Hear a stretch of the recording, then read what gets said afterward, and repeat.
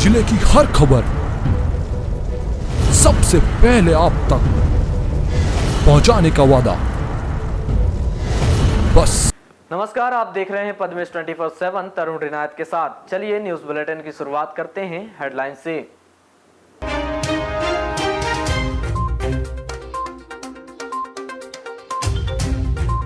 गौरीशंकर बिसेन ने कंकर मुंजारे पर किया पलटवार, कहा भोले भाले आदिवासियों को बहकाने का काम कर रहे कंकर मुंजारे।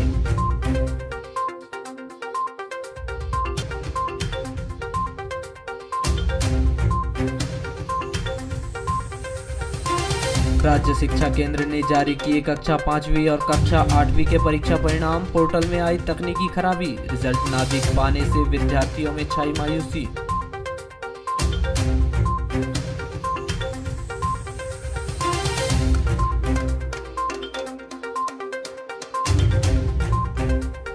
हड़ताल के 10वें दिन सहकारी समिति कर्मचारियों ने विरोध स्वरूप करवाया मुंडन, सरकार के खिलाफ जमकर नारेबाजी करते हुए वादा खिलाफी का लगाया आरोप।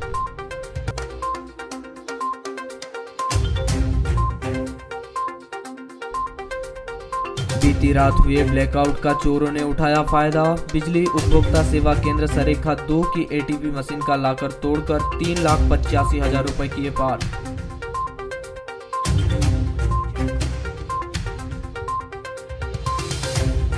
डबल मनी का झांसा देकर धोखाधड़ी करने के मामले में विकास हलकरे और सौरभ हलकरे हुए गिरफ्तार, दोनों भाइयों ने 50 लोगों से 2.5 करोड़ से अधिक राशि की थी धोखाधड़ी।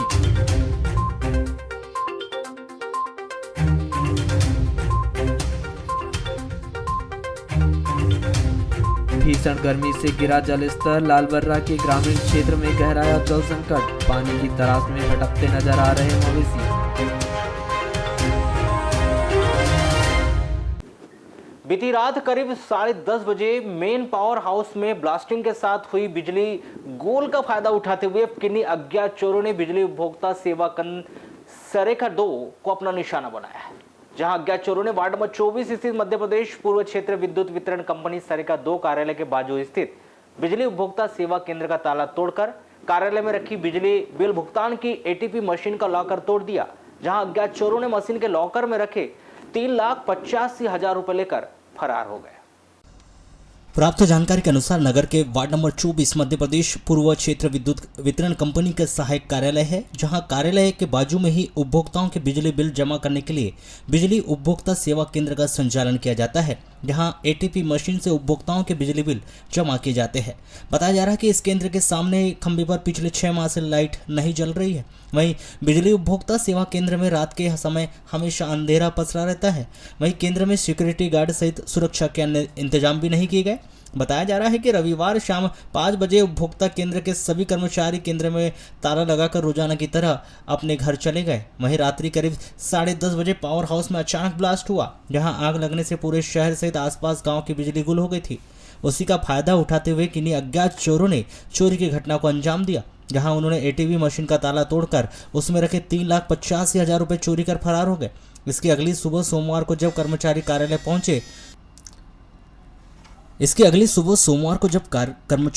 पहुंचे तो उन्होंने चोरी होने का उन्हें पता चला, जिसकी जानकारी से उन्होंने अपने वरिष्ठ अधिकारियों को अवगत कराया, जहां वरिष्ठ अधिकारियों ने मामले की सूचना कोतवाली पुलिस को दी। उधर मामले की जानकारी मिलते ही कोतवाली थाना प्रभारी कमल सिंह गहलोत अपने हमरा स्टाफ के साथ डॉग स्क्वाड और फिंगरप्रिंट्स एक्सपर्ट के साथ टीम के साथ मौके पर पहुंचे और पुलिस और टीम ने मौका स्थल का निरीक्षण कर मामले की जाँच शुरू कर दी है। मैं यहाँ 9:15 के बीच में समथिंग आया था सर। सामने का वो लॉक खोलने के बाद यहाँ आया सर। यहाँ आया तो ताला लटका हुआ था सर। फिर यहाँ पर कर्मचारी वगैरह काम कर रहे थे, उनको बुलाया मैंने, यहाँ पर उनको चेक करवाया, उन्होंने भी हाथ लगा लिया, मैंने भी हाथ लगा लिया। फिर खोल कर देखे अंदर सर। हाँ, अंदर वॉल्ट खुला हुआ था सर। फिर फ़ोन किया सर मैंने। तो क्या हुआ? तो क्या एटीपी मशीन से क्या लॉकर? जी सर, लॉकर टूटा हुआ मिला और केस नहीं है सर। कितना था फिर भी? 3,85,000 सर, 3,85,000। तो क्या रेगुलर ले जाते नहीं क्या? नहीं सर। कब ले जाते हैं तो उसको? सर एक दिन डिले, पैसे जो होता है एक दिन डिले जमा होता है सर। बुधवार का पैसा शुक्रवार को, शुक्रवार शनिवार और संडे, ये 3 दिन का केस था सर। आज सुबह लगभग 9:15 बजे करीब मेरे पास जो एटीपी ऑपरेटर है उसका फ़ोन आया कि सर ताला टूटा गया है यहाँ पे।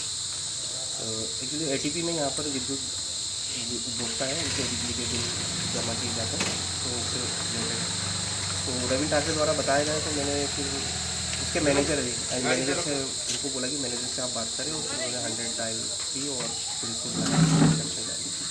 कितने की चोरी हुई है, क्या क्या गया है? जैसे उसके रिकॉर्ड के अनुसार वो बता रहा है 3,85,000 की चोरी है। क्या से जानकारी इस बारे में हमें कोई जानकारी नहीं मिली है। लगभग 10:30 बजे लगभग मुझे पता चला। क्या क्या हुआ, क्या गया बोलते हैं, कैसे चोरी हुई है? अब वो एटीपी वाले ऑपरेटर ने बोल रहा है कि अमाउंट था वो चोरी हुई करके। कितने कितने अमाउंट? 385 बता रहा है वो, उसके बताए अनुसार। आपको बताया कि नगर में चोरी का यहाँ कोई पहला मामला नहीं है। इसके पूर्व भी नगर में विभिन्न स्थानों पर अज्ञात चोरों ने चोरी की बड़ी वारदातों को अंजाम दिया, जिसका पता अब तक पुलिस नहीं लगा पाई। हाल ही में इसी सप्ताह में किन्हीं अज्ञात चोरों ने कालीपुतली चौक स्थित चौपाटी में एक ही रात में एक साथ करीब 10 दुकानों को अपना निशाना बनाया था। अभी पिछली चोरी का खुलासा भी नहीं हो पाया था कि अज्ञात चोरों ने सरेखा 2 स्थित बिजली उपभोक्ता सेवा केंद्र में चोरी की एक और बड़ी वारदात को अंजाम देकर पुलिस की नाक में दम कर दिया है। अब देखना यह दिलचस्प रहेगा कि पुलिस चोरी की वारदातों में लिप्त आरोपियों की गिरफ्तारी कर पाती है या नहीं। आदिम जाति सेवा सहकारी समिति उकवा के सहायक प्रबंधक रामदयाल जैतवार के ग्राम दुग्गल टोला उकवा में स्थित घर के दरवाजे का ताला तोड़कर चोरों ने नकदी जेवरात सहित करीब 2,95,164 रुपए की चोरी कर ली। प्राप्त जानकारी के अनुसार रामदयाल जैतवार आदिम जाति सेवा सहकारी समिति उकवा में सहायक प्रबंधक के पद पर पदस्थ है और वे अपने परिवार के साथ दुग्गल टोला उकवा स्थित अपने घर में परिवार के साथ रहते हैं। 21 फरवरी की शाम करीब 5:30 बजे रामदयाल जैतवार अपनी पत्नी सेवंताबाई जैतवार का अचानक स्वास्थ्य खराब होने से श्री जैतवार अपने बेटे के साथ पत्नी सेवंताबाई को इलाज करवाने के लिए बालाघाट लाए थे। बालाघाट के डॉक्टर ने इलाज के दौरान सेवंताबाई को उचित इलाज के लिए रायपुर ले जाने की सलाह दी थी। 22 फरवरी को करीब 6:30 बजे रामदयाल जैतवार रुपयों की आवश्यकता होने के कारण वापस अपने घर दुग्गल टोला आए और देखे तो दरवाजे का ताला टूटा हुआ था। घर के अंदर का सामान भी बिखरा हुआ था और घर की अलमारी भी खुली हुई थी, जिसमें रखे 500 के 400 नोट, 200 के 100 नोट, 100 के 200 नोट, 50 के 200 नोट, कुल नकदी 2,50,000 रुपए के अलावा सोने के 2 हार, सोने की चैन, हाथ का एक कंगन, चांदी का खोजना, चांदी की एक जोड़ी पायल नहीं थे। चोरी किए गए जेवरात की कीमत 45,164 रुपए बताई गई है। 21 एवं 22 फरवरी की दरमियान रात को अज्ञात चोरों ने रामदयाल जैतवार के सोने मकान में दरवाजा तोड़कर घर में रखे सोने चांदी के जेवरात सहित 2,95,164 रुपए चोरी कर लिए। हाल ही में रामदयाल जैतवार अपनी पत्नी का रायपुर में इलाज करवाकर अपने घर लौटे और 14 मई को श्री जैतवार ने रूपजर पुलिस थाने में इस चोरी की रिपोर्ट की थी। रूपजर पुलिस ने श्री जैतवार द्वारा की गई रिपोर्ट पर अज्ञात आरोपी के विरुद्ध धारा 457, 380 भारतीय दंड विधान के तहत अपराध दर्ज कर जांच पड़ताल शुरू की है। ने डबल मनी करने का झांसा देकर धोखाधड़ी के मामले में कोसमी बालाघाट निवासी 2 सगे भाई विकास हलकरे 24 वर्षीय और सौरभ हलकरे 22 वर्षीय को गिरफ्तार कर लिया है। दोनों भाई को यहां की विद्वान अदालत में पेश किया गया, जहां से उन्हें न्यायिक अभिरक्षा में जिला जेल भिजवा दिया गया है। वहीं जांच में पाया गया कि दोनों भाई ने नामजद आधा दर्जन लोगों से 47,50,000 रुपए की धोखाधड़ी करने के अलावा करीब 50 लोगों को 4 से 6 माह में रुपये डबल करने का लालच देकर करीब 2.5 करोड़ से अधिक की धोखाधड़ी की है। प्राप्त जानकारी के अनुसार प्रमोद वाहने साई नगर उरला दुर्ग छत्तीसगढ़ निवासी के रिश्तेदार बालाघाट में रहते हैं। प्रमोद वाहने को बालाघाट निवासी अपने रिश्तेदार से जानकारी मिली थी कि विकास हलकरे बालाघाट कोसमी निवासी डबल मनी की स्कीम चलाता है और वह लोगों से रुपये लेकर कुछ ही महीनों में डबल करके देता है।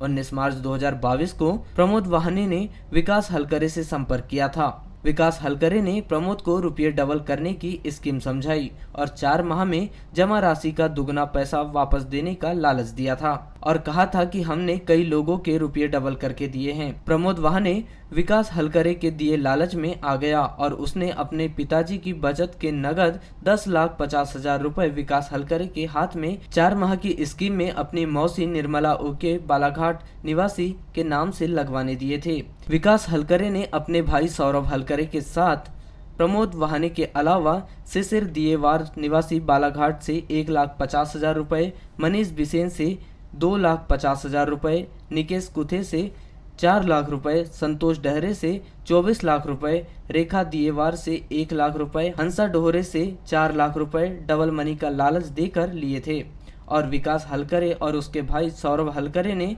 एक षड्यंत्र के तहत इन लोगों से 47,50,000 रुपए की धोखाधड़ी की है। वहीं इनके अलावा अन्य लोगों से भी डबल मनी का लालच देकर रुपये लेकर लाखों रुपए की धोखाधड़ी की गई है। विकास हलकरे के द्वारा जिन जिन लोगों से डबल मनी का लालच देकर पैसा लिया गया था उनका एक व्हाट्सएप ग्रुप विकास इन्वेस्टमेंट हरिओम नाम से बनाया गया था। इस ग्रुप में 59 व्यक्ति सदस्य हैं और ग्रुप का एडमिन विकास हलकरे और उसका भाई सौरभ हलकरे ही थे। यह दोनों भाई ग्रुप में पैसे देने के लिए अलग अलग डेट प्लान बताते रहते थे। कई बार ग्रुप के सदस्य के साथ मीटिंग भी दोनों भाइयों के द्वारा की गई थी। प्रमोद वाहने ने विकास हलकरे और उसके भाई सौरभ हलकरे से रुपये वापस दिलाए जाने हेतु एक लिखित शिकायत 12 मई को कोतवाली बालाघाट में की थी। कोतवाली पुलिस ने प्रमोद वाहने द्वारा की गई शिकायत पर विकास हलकरे पिता गजेंद्र हलकरे उसके भाई सौरभ हलकरे निवासी बालाघाट के विरुद्ध धारा 420, 120B, 34 भारतीय दंड विधान की धारा 21(1), 21(2), 21(3) अविनियमित जमा योजना प्रतिबंध अधिनियम 2019 के तहत अपराध दर्ज कर जांच शुरू की थी। 14 मई की शाम कोतवाली पुलिस ने विकास हलकरे और उसके भाई सौरभ हलकरे को गिरफ्तार किया और दोनों भाई से पूछताछ के दौरान उनके पास से कुछ डॉक्यूमेंट जब्त किए गए। डॉक्यूमेंट चेक करने पर पाया गया कि विकास हलकरे और उसके भाई सौरभ हलकरे के द्वारा उक्त आधा दर्जन लोगों के अलावा करीब 50 लोगों के साथ डबल मनी करने के नाम पर लाखों रुपए की धोखाधड़ी की है। उनके अकाउंट से 2,60,00,000 रुपए ट्रांजेक्ट किया गया है। ये दिनांक 12/5/23 को प्रमोद वहाने शिकायतकर्ता की शिकायत पर विकास हलकरे और उसके भाई छोटे भाई सौरभ हलकरे के विरुद्ध जो है करीब 47 लाख रुपए डबल मनी योजना के तहत इनके द्वारा लिया गया है, ऐसी शिकायत की गई थी। तो उसी पर यह मुकदमा कायम हुआ था और कल शाम को इन दोनों भाइयों की गिरफ्तारी हुई है और इन्हें आज न्यायालय प्रस्तुत किया। सर किस तरह से डबल कर रहे थे, क्या समझ? इनका कहना था कि हम फॉरेक्स ट्रेडिंग करते हैं, शेयर मार्केट में पैसा लगाते हैं और 4 से 6 महीने में आपको पैसा डबल करके दे देंगे, ऐसा करके कहकर इन्होंने कई लोगों से धोखाधड़ी की। सर कितने लोगों ने और राशि के आगे और भी अमाउंट बढ़ सकते हैं? अभी तो 6 लोग नामजद हैं जिन्होंने शिकायत यहाँ पे की है। उसके अलावा कई इनका जो डॉक्यूमेंट वगैरह चेक करने में मालूम पड़ा है कि करीब 50 से ज़्यादा ऐसे व्यक्ति हैं जिनके साथ ऐसी धोखाधड़ी हुई है। राशि सर कितनी हुई अनुमान? कितनी राशि होगी सर अगर हम 50? राशि अगर अभी हमने जो इनिशियल ट्रांजैक्शन लिया है तो करीब 2,60,00,000 रुपये का ट्रांजैक्शन है इसके अकाउंट से। तेज धूप व उमस भरी गर्मी के तेवर तीखे होने के साथ ही जल की समस्या इन दिनों विकराल होने लगी है और इसी तरह की गर्मी बढ़ती रही तो आम जनजीवन को कई तरह की परेशानियों का सामना करना पड़ सकता है। साथ ही तेज धूप लगने से नदी और नालों व तालाबों का पानी भी घटने लगा है। लालबर्रा नगर मुख्यालय की जीवनदायिनी नदी कहलाने वाली सराठी नदी का भी जलस्तर घटने के साथ ही नदी सूख चुकी है, जिसके कारण नदी किनारे स्थित ग्रामों में पानी की समस्या उत्पन्न होने लगी है। साथ ही जिन पशु मालिकों के द्वारा अपने मवेशियों को चरने के लिए नदी की ओर छोड़ दिया जा रहा है, उन्हें पानी प्यास लगने पर वे भी पानी की तलाश में इधर उधर भटकते नजर आ रहे हैं। लालबर्रा क्षेत्र के नदी किनारे गांव के भी जल स्तर घटने लगा है। जिन ग्रामों के समीप नदी नाले व तालाब नहीं है, वहां सबसे अधिक पानी की समस्या है। नदी किनारे निवासरत ग्राम टेकाड़ी, चीजगांव, साले, लालबर्रा बोरी, मानपुर, अमोली, ददिया, खारी, खिर्री व अन्य ग्रामों के ग्रामीण जनों ने सराठी नदी में जगह जगह स्टॉप डैम बनाने की शासन प्रशासन से मांग की है, ताकि जल का स्तर बना रहे और ग्रामीणों को गर्मी के दिनों में पानी के लिए परेशान न होना पड़े। लालबरा नगर मुख्यालय के हाई स्कूल मार्ग जल संसाधन विभाग की जमीन पर अतिक्रमण कर दुकान संचालित किया जा रहा था। 4 माह पूर्व प्रशासन के द्वारा नगर को सुंदर व सुसज्जित बनाने के लिए हाई स्कूल पर 2 वे रोड, नाली व डिवाइडर निर्माण करवाने के लिए अतिक्रमण कार्रवाई कर दुकानों को तोड़ा गया था और क्षेत्रीय विधायक गौरीशंकर बिसेन के द्वारा दिए गए आश्वासन पर उसे तोड़ा गया था, लेकिन अब तक 4 माह बीत जाने पर भी कार्य प्रारंभ नहीं हुआ है।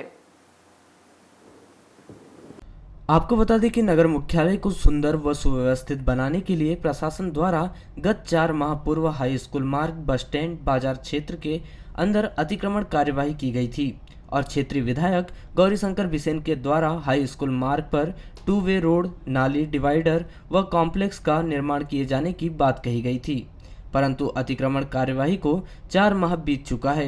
निर्माण कार्य प्रारंभ तक नहीं हुआ था, जिससे ऐसा लग रहा था कि कार्य नहीं होगा, परंतु 15 मई को ग्रामीण यांत्रिकी सेवा विभाग के अधिकारियों ने स्थल पर पहुंचकर निरीक्षण किया, जिससे यह अनुमान लगाया जा रहा है कि अब हाई स्कूल मार्ग की सड़क, नाली व डिवाइडर का निर्माण होगा। वहीं ग्रामीण यांत्रिकी विभाग के अधिकारियों द्वारा कहा गया कि सड़क, नाली व डिवाइडर निर्माण विधायक निधि से किया जाएगा, परंतु टेंडर प्रक्रिया नहीं हो पाई है।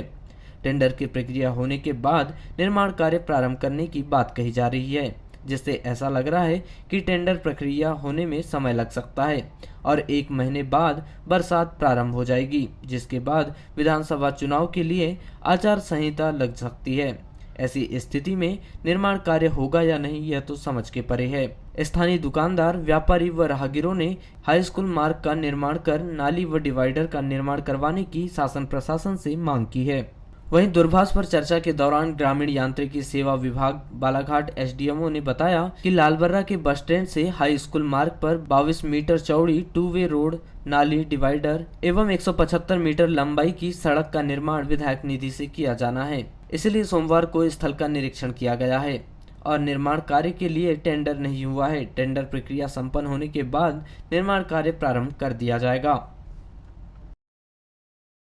सीबीएसई कक्षा 10वीं और कक्षा 12वीं बोर्ड के रिजल्ट जारी होने के बाद कक्षा 5वीं और कक्षा 8वीं के रिजल्ट की राह देख रहे बच्चों और उनके अभिभावकों को मायूस होकर घर वापस लौटना पड़ा।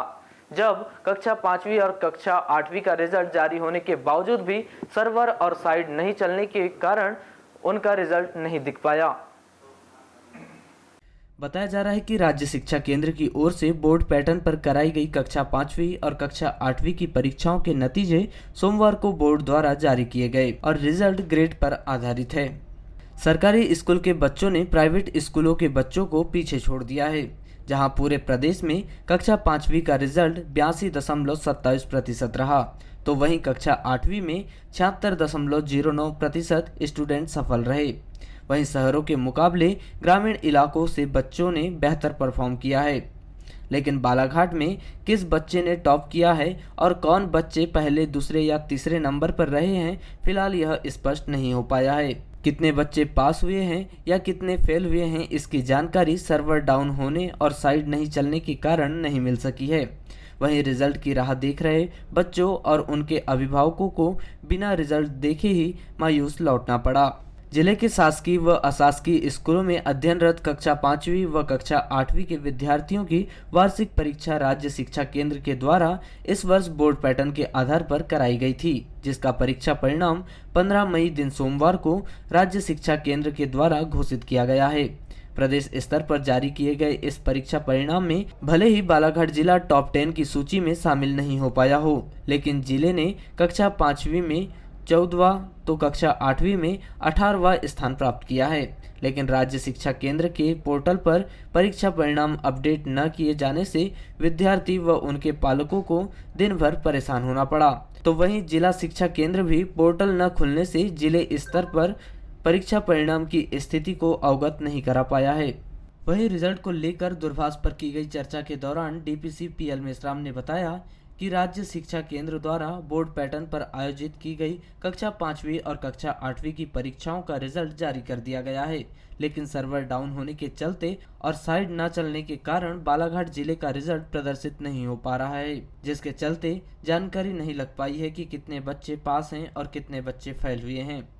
या फिर कक्षा 5वीं और कक्षा 8वीं में कितने बच्चों को सप्लीमेंट्री आई है। इसके अलावा अभी तक जिले के टॉपर विद्यार्थियों की भी जानकारी नहीं मिल पाई है। जैसे ही साइट चलने लगेगी, परीक्षा परिणामों की जानकारी मुहैया करा दी जाएगी।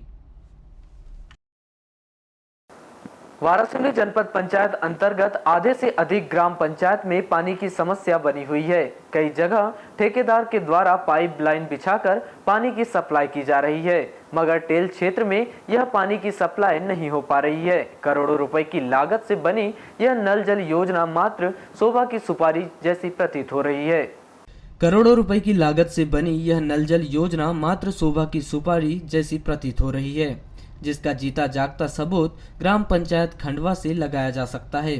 माना जा सकता है कि पीएचई विभाग की घोर लापरवाही का फायदा ठेकेदार उठा रहे हैं, जिन्होंने क्षेत्र में कई जगह कार्य लेने के बावजूद अपने कार्य में अनियमितता बरती है, जिसकी वजह से ही हर ग्राम पंचायत में टोले मंझोरे में पाइपलाइन का विस्तार तो हुआ, मगर ग्रामवासी पानी से वंचित हैं। वहीं इस संबंध में पद्मेश 24/7 को जानकारी देते हुए जय पंचेश्वर ने बताया कि आवास टोली में पाइपलाइन बिछने के बाद भी वे आज भी कुएं के पानी में आश्रित हैं। उनके जैसे ऐसे कई परिवार हैं जो कुएं के पानी ले जाकर अपनी प्यास बुझा रहे हैं। हम लोगों की आवास टोली करीब 50 घरों की है, जो प्रतिदिन गर्मी के समय में इस तरह दूर संसाधनों पर निर्भर रहती है। कई बार शिकायत की जा चुकी है, मगर हमारी कोई सुनवाई नहीं होती है।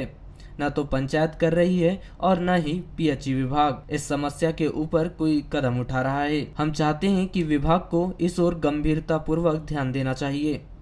पानी नहीं आ रहा घर पे। क्यों? नल नहीं लगा है ना जी। कब से है ये? तो जब से टंकी चालू है, जब से पाइपलाइन बिछी है मगर नल पानी भी नहीं है उसमें। नहीं। ऐसा आपके इधर बहुत सारे लोगों क्या होगा? है 2-4 घर में। तो इसकी शिकायत नहीं करे क्या? शिकायत की है ना। क्या बोले?